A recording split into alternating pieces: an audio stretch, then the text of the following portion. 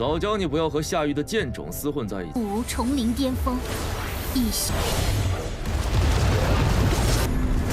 什么？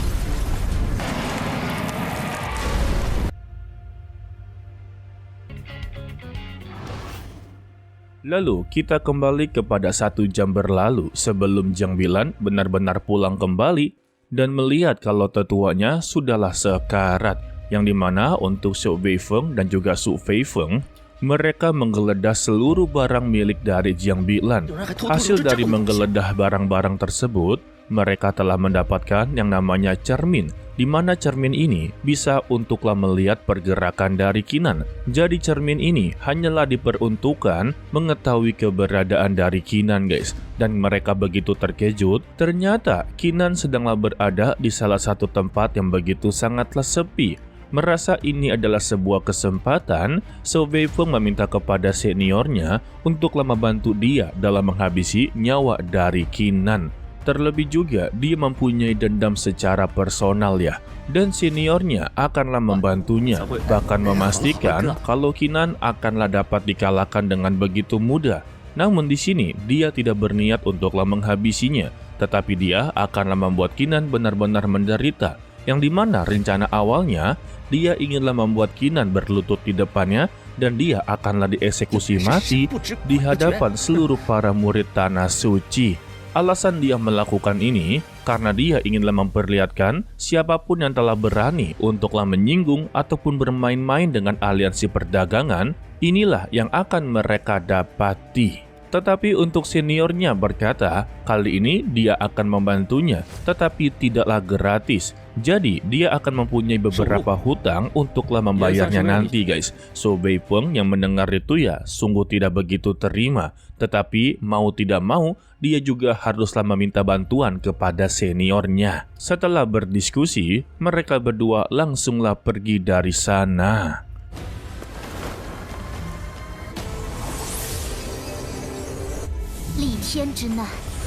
Sementara itu, untuk Xian Miao yang sudahlah memulai ritual dalam penerobosannya, membuat seluruh para monster yang berada di sekitar tiba-tiba bangkit. Dan inilah alasan Qinan diajak dan diperintahkan untuklah menjaganya selama dia melakukan penerobosan. Melihat para monster telah bangkit, Qinan pun langsunglah menerjang satu persatu dari mereka. Tetapi ya, para monster ini yang telah berhasil ditumbangkan terus-terusan bangkit, yang membuat jumlahnya semakinlah banyak. Tidak sampai di situ juga, para monster ini sama sekali tidaklah tertarik kepada Qinan, atau lebih tepatnya, mereka sama sekali tidaklah teralihkan. Pandangan mereka tetaplah tertuju kepada Xian Miao. Namun hal ini membuat Qinan mendapati kesempatan yang cukuplah bagus. Jadi dia tidak perlu untuklah bertahan. Yang perlu dia lakukan ya terus menyerang dan menyerang karena tidak ada satupun monster yang tertarik kepadanya. Sampai-sampai ya beberapa monster telah dihabisi, bahkan sampai monster ini bergabung menjadi satu dan berubah menjadi besar, tetaplah tidak tertarik kepada Qinan.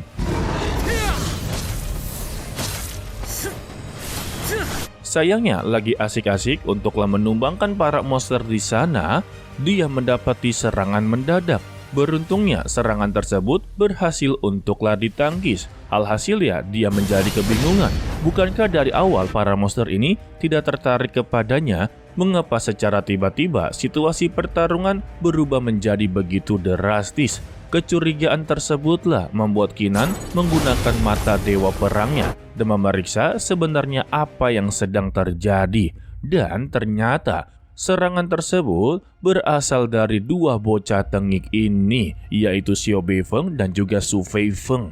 Kehadirannya membuat Qinan langsunglah tersenyum dan kembali untuklah memprovokasinya. Kalau dia ini adalah kultivator sampah karena dia telah berhasil untuklah melarikan diri, bukannya kapok ataupun sadar diri, tetapi sekarang dia telah berani untuklah menyelinap ke tanah suci Qinlong hanya untuklah menyergap dirinya. Jadi untuk hari ini, dia tidak akan membiarkan Xiao Beifeng pergi begitu saja dari hadapannya.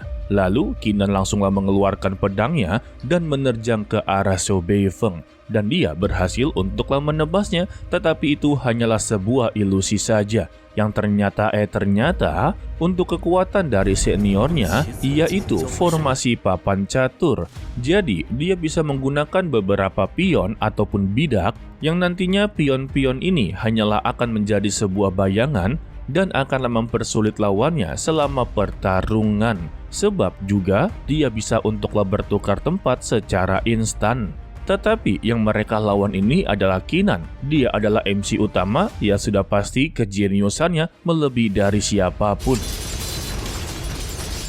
Dan Kinan sama sekali tidaklah begitu takut dengan formasi tersebut. Walaupun ya sebetulnya ini sungguh menyulitkan. Dia mempunyai bayangan, bahkan juga ya bisa untuk bertukar posisi. Alhasil, Kinan pun melempar pedangnya dan diubah menjadi ribuan pedang, yang membuat Su Feifeng sungguh begitu terkejut-kejut.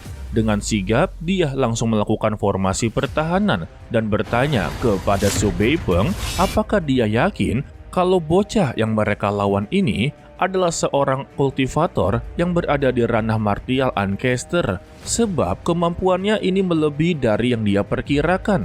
Sontak ya Su Feifeng, bukankah sudah kubilang kalau ranah dia ini hanyalah berada di ranah martial Ancestor?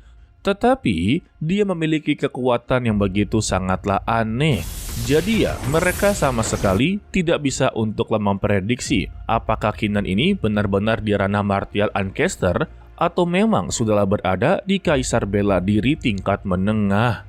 Selagi Kinan mengerahkan ribuan pedang, tangan kanannya telah mempersiapkan untuklah serangan lanjutan. Kira-kira apa ya guys? Sedangkan untuk Su Feifeng yang masihlah bertahan dari ribuan pedang tersebut, dia juga berhasil untuklah memindahkan tombaknya ke belakang Kinan. Beruntungnya, Kinan juga berhasil untuklah menghindarinya. Sehingga Kinan pun langsunglah melayang dengan memperingatkan kepada Su Feifeng jika dia telah sadar diri dengan kemampuannya dan masih sayang dengan nyawanya, maka tinggalkan tempat ini sekarang juga dan bawalah seniornya yang tidak begitu berguna. Jika dia pergi, maka dirinya tidak akanlah mengejar sama sekali. Tetapi jika dia menolak, maka dia akanlah terima akibatnya.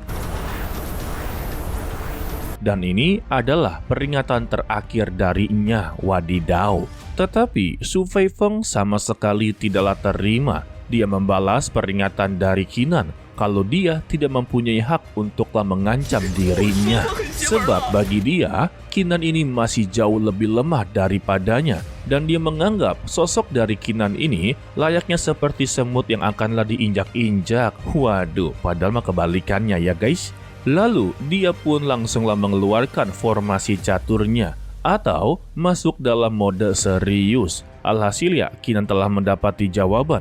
Kalau mereka berdua inginlah benar-benar mati, maka dia akanlah meladeninya. Sehingga untuk serangan yang telah disiapkan oleh Kinan dari tangan kanannya langsunglah dikerahkan.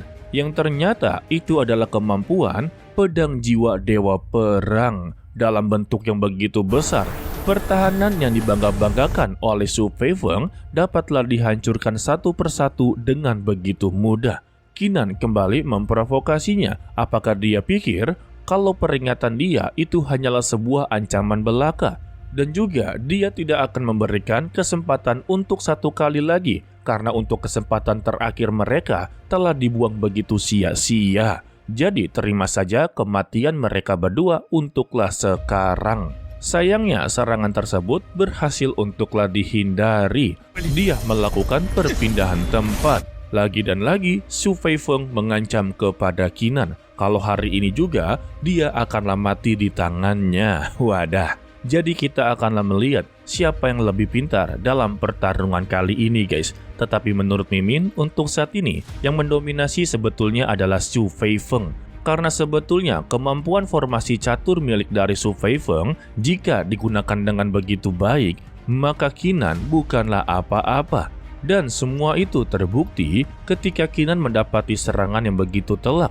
Tetapi dia berhasil untuklah mengembalikan serangannya. Sembari berkata, hanya dengan kemampuan seperti ini, maka dia tidak akan pernah bisa untuklah menang darinya. Tetapi Su Feifeng terus-terusanlah melancarkan beberapa monsternya yang membuat Qinan cukuplah begitu kesulitan dan dia menjadi begitu fokus untuklah menghabisi para monster yang berada di sekitarnya. Sampai-sampai melupakan kalau di sini ada sosok dari Shen Miao yang perlu untuklah dilindungi olehnya guys. Dan dia pun langsunglah mengunuskan pedangnya dan melemparnya ke arah Su Feifeng. Sayangnya pedang tersebut berhasil untuklah ditahan dan terjadinya sebuah ledakan.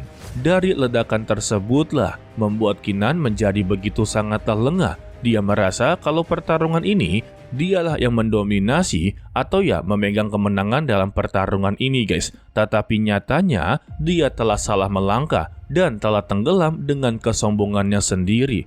Dia melupakan sosok dari Shen Miao yang saat ini kondisinya sedanglah tidak dijaga.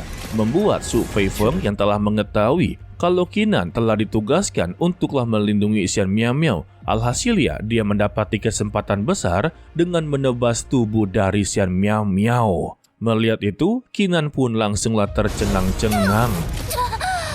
Ya, sesuai perkataan dari Mimin, sebetulnya untuk formasi milik dari Su Feifeng bisa dikatakan begitu kuat ya, jika tahu cara untuklah menggunakannya. Apalagi ya untuk Su Feifeng ini memiliki pengalaman untuklah bertarung, sedangkan ya untuk Qinan memang MC utama. Tetapi kan dia ini hanya memiliki sifat jiwa dewa perang dan hanya tahu menerjang dan menerjang saja.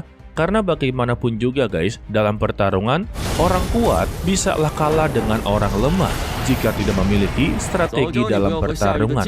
Ya contohnya seperti pertarungan ini, Qinan benar-benar dibuat begitu fokus hanya untuk melawan para monster-monster keroco yang menurutnya menjadi penghambat. Sampai-sampai lupa kalau ada sosok orang yang perlu untuklah dilindungi. Namun ya, dengan kejadian ini ya sudah pasti Qinan akanlah benar-benar murka. Dia akan menggunakan kekuatan penuhnya untuklah menghabisi mereka berdua. Ya pada intinya, dendam tetaplah dendam, tidak akanlah pernah hilang. Meskipun orang tersebut akanlah meninggal dunia, dendam itu akanlah terus berlanjut guys. Jadi sedikit spoiler untuk part berikutnya, sesuai perkataan dari sebelumnya, Qinan benar-benar murka, membuat Su Feifeng langsunglah ketar-ketir. Tetapi Jiang Bilan juga berada di sana untuklah membantu Qinan. Oke lah, sepertinya cukup sampai di sini saja dulu untuklah video kali ini. Mimin ucapkan terima kasih kepada kalian yang telah menonton sampai akhir. Pesan dari Mimin, tetaplah menjadi orang yang baik walaupun itu sangatlah sulit. To be continue, sampai jumpa di video berikutnya. Bye bye.